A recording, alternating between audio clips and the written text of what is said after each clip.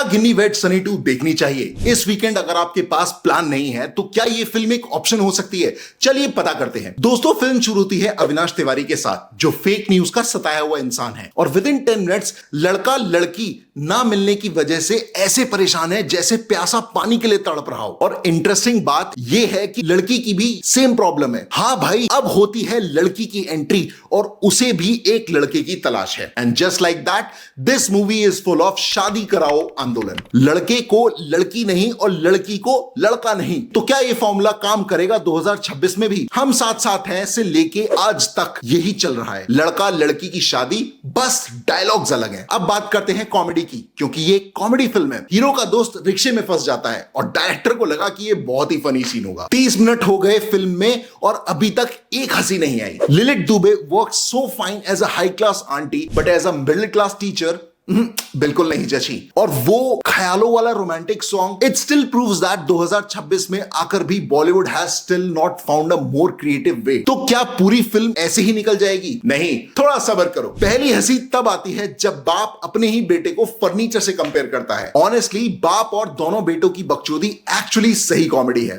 और पूरी फिल्म में जो सबसे ज्यादा हंसी वाला सीन था वो था लड़के वालों की लड़की वालों से मीटिंग। एक तरफ लड़की की मां और लड़के का बाप कॉल पे रिश्ते की बात कर रहे हैं और बैकग्राउंड में चल रही है फुल ऑन ग्रह कलेश ब्रो। और हाँ, मूवी का एक डायलॉग एकदम ऑन पॉइंट था। बीपीएल कार्ड पे बासमती चावल मिल रहा है, क्योंकि अविनाश की acting feels exactly like that. चलो फाइनली शादी हो गई तो अब तो हैप्पी एंडिंग होनी चाहिए ना, लेकिन नहीं। The boy got a girl exactly opposite to what he wish for, but the excitement level was still just so. लेकिन असली प्रॉब्लम यहीं से शुरू होती है। पहले लड़का रो रहा था कि शादी नहीं हो रही और अब लड़का रो रहा है कि शादी क्यों हो गई। ये अलग ही लेवल की परेशानी चल रही है भाई। फिल्म में जो प्रॉब्लम लड़की को लड़के से है और लड़के को लड़की से, उसका कोई सेंस नहीं बनता भाई। 2026 में अगर लड़की अंग्रेजी में बात करती है तो ये प्रॉब्लम की बात कैसे हो सकती है? हो सकता है दोनों को जेन्युइनली प्रॉब्लम हो एक दूसरे से, लेकिन एक्टर्स की एक्टिंग में उतना कन्विक्शन था ही नहीं कि आपको उसको देख के यकीन हो जाए। अब मेरी बात ध्यान से सुनो, क्योंकि अब आएगा दिमाग की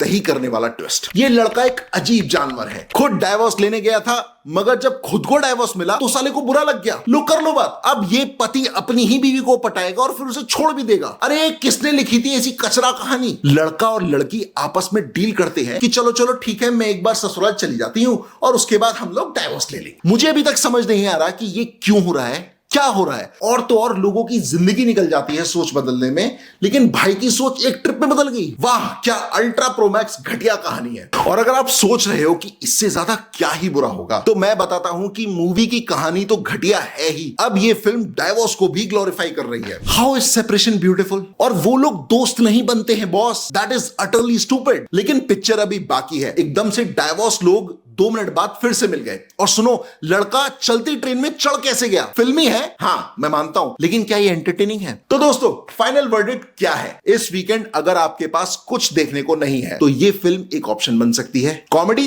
थोड़ी बहुत है, स्टोरी पूरी की पूरी प्रेडिक्टेबल है और एक्टिंग डिसेंट एफर्ट है। ओवरऑल एक्सपीरियंस मिक्स्ड बैग है, लेकिन मेरी रेटिंग इज 0 स्टार्स। ये एक एब्सोल्यूट टॉर्चर था मेरे लिए। लाइक कर लो, सब्सक्राइब कर लो और अगली मूवी के लिए बेल आइकन दबा लो।